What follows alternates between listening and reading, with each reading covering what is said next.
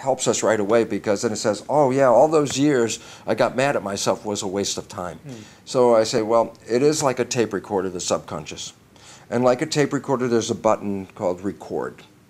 If you push the record button, if you know how to push the record button, then you can change the programs in the subconscious mind. If you don't push the record button, the same programs will stay in there forever. So there are three fundamental ways to change the subconscious, basic ones. There are other ways, but the three fundamental ways. One is using the learning technique that the subconscious mind uses, which is habit. That's why, go back over your life when we were young, for example, learning how to walk. You didn't just stand up and learn how to walk. Every day you had to practice. Every day you practice and you practice. And then all of a sudden you learn how to do it. But then it's a habit. Now, once you were an infant, once you learned how to stand up and walk, you didn't have to learn that again. Now, for the rest of your life, you will automatically go the habit. One of the other examples I use is driving a car. You don't know how to drive a car until you practice. And you practice and you practice, and now once you learn how to drive a car, guess what? You don't even have to pay attention. You can drive it automatically. It's a habit.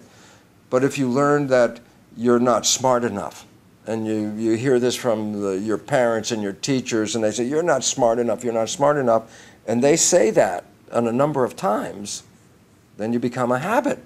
I said, where's this habit? Well, it's in my subconscious. And I say, yeah, and the subconscious controls you 95% of the time. So I say, 5% of the time, I am very smart, I am very smart. And 95% of the time, the automatic program, I am not smart, I am not smart. So which one wins? The subconscious. So you're battling yourself. And we got these programs from other people when we were growing up. So you want to change the program, then how do you make a program? You have to make habit. Yeah. And so you repeat something, whatever it is you want to repeat, and you have to do it continuously, because that's how you learn it. Perfect. Then another way of doing that is you can bypass the conscious mind and go straight into the subconscious mind with something called hypnosis. And hypnosis, sometimes they say clinical hypnosis, where someone will hypnotize you, your conscious mind sort of disappears for a moment, and when you're not when your conscious mind's not running the show, you can put in a new belief in the subconscious mind. A form of hypnosis is subliminal tapes that people play at night going to bed, because as you go from your waking state into your sleep state, you pass in through the hypnosis part of the brain. So if you play the tape as you're going to bed, there's a part as you're falling asleep where your mind will kick into hypnosis, and if the tape is playing, it will download it just like you went to a hypnotherapist. We'll do it automatically, so you don't even need to go to the hypnotherapist. And the third way, of the main three ways, is energy psychology, which is a new form of belief change. And it's very, very helpful, because it's the equivalent of super learning. Energy psychology provides exercises that get the brain into a super learning state. And people may have heard super learning. They may be familiar, for example, when people are using super learning, they can read a book as fast as they turn the page. Turn the page, turn the page. Just as fast as I'm going like this, they read every word on the page and they learn it. If you can get into a super learning state, you have access to reprogram. So there are things you have to do, and that's the most important thing, because people think, oh, I'm just going to talk to myself, and I'm going to say, that will frustrate you and make things worse, because the more you talk to yourself, the less it works. You lose patience with yourself, and then what do? You get mad at yourself. Well, that's the worst thing you could do at that point. So that's really what the biology of belief's about. It's about taking care of yourself. And in the next video, I'd like you to talk about spontaneous evolution, which is taking it from self, or from we, to us. Yeah. The second book that came out was an extension of the first book. Basically, it says this. The first book says how your own beliefs control the expression of your own life. Not just the biology on the inside, but what happens to you on the outside, because your behavior is going to match your belief. If I believe I can't do that, and then I try and do it, then I'm not going to be able to do it. And if I really believe I can do it, then I will try things, and I may not be able to do it the first time, but as long as I practice and I believe I can do it, then the practice will allow me to do it. I mean, it's very important. People think, well, it's just a matter of belief. And I say, well, what if I want to be an airplane pilot? And I go, Well, okay, I'll sit here and go, oh, positive belief, I'm an airplane pilot. And I say, I'll never get in an airplane with you. You didn't practice doing the airplane. But if you started off with, oh, I don't think I could fly an airplane, and then you try to practice, then you won't be able to fly the airplane. So if you believe you can fly the airplane, and then you do the practice, then you can do this, okay? So your belief affects not just what's going on, but what's happening on your outside world. Well, in the second book, Spontaneous Evolution, it says, well, wait.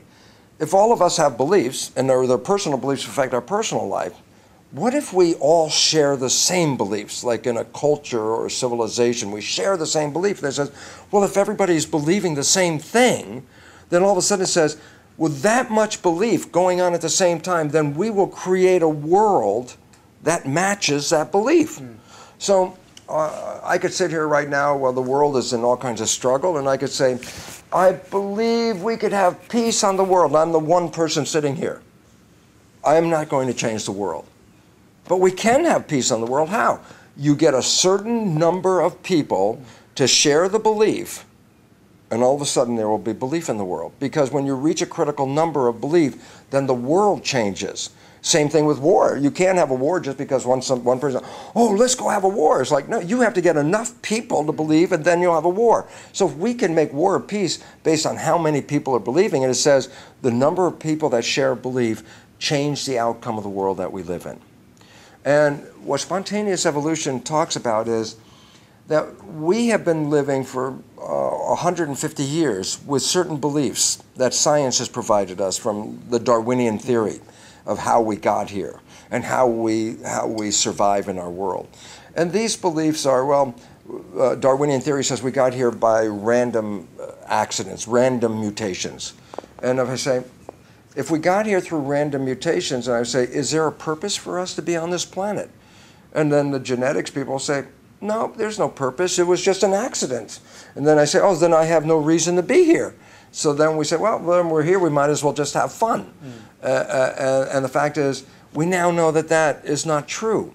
That every organism, from the bacteria up to the human, was created by nature to create harmony in the world. And as you go up the level of the scale of evolution, every organism higher and higher has more power in influencing what you would say the garden.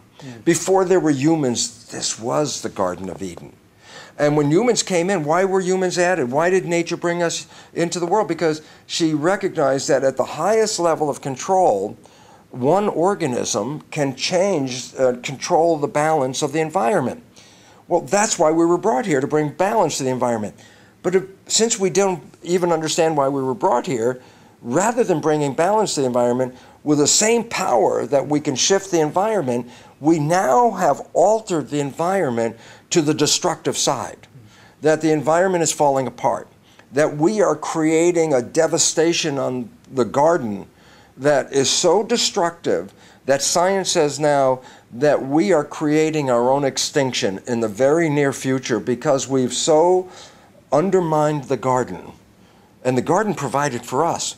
If the garden's not here, we can't be here.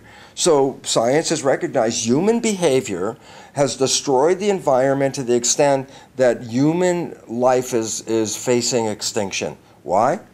Because we didn't understand why we're here.